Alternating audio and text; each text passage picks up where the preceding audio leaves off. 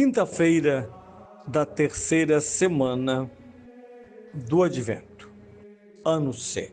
Quero que ouçais pela minha voz a voz católica, tradição norte-africana. Sim, minha voz no século XXI cede voz a Santo Agostinho, quinto século depois de Cristo, um século depois do surgimento oficial do cristianismo, o catolicismo, em todo o Império Romano. E não é pouco. O território romano está presente em 3 continentes. A Europa, à exceção de áreas muito longínquas na Alemanha, o norte da África, que é o centro de passagem entre a Europa e a Ásia Menor. Santo Agostinho está vivendo nesta área. Ele é de Hipona, antiga Cartagena, um reino que foi destruído pelo Império Romano. Ponto de, após a terceira vitória em 3 batalhas, Roma proclamar o Mediterrâneo Mare Nostrum. E por fim, o continente asiático, assim chamado, no qual localiza-se a Palestina de Jesus de Nazaré. E ele nos proclama hoje entre muitos, um dos mais belos sermões sobre o Advento. João é a voz, Cristo a palavra. João era a voz, mas o Senhor no princípio era o Verbo. João era a voz passageira, Cristo, o Verbo eterno desde o princípio. Suprime a palavra. E o que se torna a voz? Esvaziada de sentido, é apenas um ruído. A voz sem palavras ressoa ao ouvido, mas não alimenta o coração. Entretanto, mesmo quando se trata de alimentar nossos corações, vejamos a ordem das coisas. Se pensa no que vou dizer. Se penso no que vou dizer, a palavra já está em meu coração. Se quero, porém, falar contigo, procuro um modo de fazer chegar ao teu coração que já está no meu. Procurando, então, como fazer chegar a ti e penetrar em teu coração o que já está no meu coração, a voz, e por ela, a voz, e por ela, ele fala contigo. O som da voz te faz entender a palavra. Quanto te faz entendê-la, esse som desaparece. Mas a palavra que ele te transmitiu permanece em teu coração sem haver deixado o meu. Não te parece que esse som, depois de haver transmitido minha palavra, está dizendo: é necessário que ele cresça e eu diminua?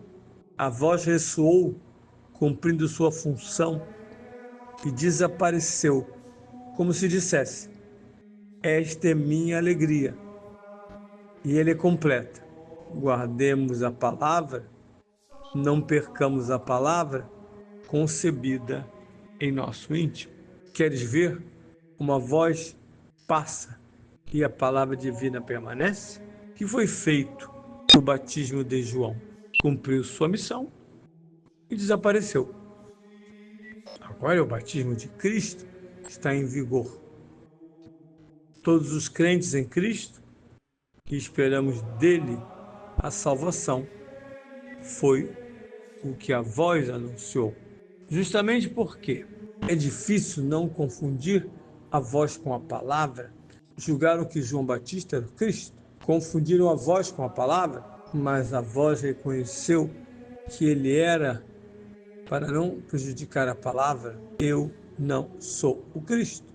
Disse João: nem Elias, nem o profeta. Perguntaram-lhe então: Quem és tu? Eu sou, respondeu ele, a voz que grita no deserto. Aplanai os caminhos do Senhor. É a voz do que grita no deserto, do que rompe o silêncio. Aplanai o caminho do Senhor, como se dissesse. Sou a voz que se faz ouvir apenas para levar o Senhor aos vossos corações. Mas ele não se designará, vir aonde quero levar, senão preparados pelo caminho. O que significa? Aplanai o caminho, senão orai como se deve orar. O que significa ainda aplanai o caminho, senão tende pensamentos humildes? Imitai o exemplo de João. Julgam que é Cristo e diz não ser aquele que julgam. Não se apropria do erro alheio para uma afirmação pessoal. Se tivesse dito eu sou o Cristo, facilmente teriam acreditado nele, pois já era considerado como tal antes que o dissesse. Mas não disse. Pelo contrário, reconheceu o que era, disse o que não era. Foi humilde. Viu de onde lhe vinha a salvação, compreendeu que era uma lâmpada e temeu que o vento do orgulho pudesse apagá-la. Palavras magníficas nesta metáfora do som e da palavra, da forma e do conteúdo. João Batista, como profeta, conhece a lei profética? Porei minhas palavras nos teus lábios. Come o livrinho, como Deus diz ao filho do homem em Ezequiel, come o livrinho, ou melhor, come o livro. Nós sabemos que o livro é a Torá, é a revelação. Comer o livrinho é não apropriar-se do livrinho, mas deixar que o devorado te devore. Deixar que o conteúdo tome conta da mensagem. Impressionante que no mundo moderno fala-se tanto de comunicação, de marketing, de propaganda. Os próprios políticos brasileiros, não vou falar dos outros, já temos desgraças suficientes no Brasil, fazem discursos, vão fazer mensagens de Natal, e o público escuta aquilo um tanto quanto estranho, porque não há conteúdo real. Aquele político nunca se preocupou com você, que agora ele saúda afetuosamente, intensamente.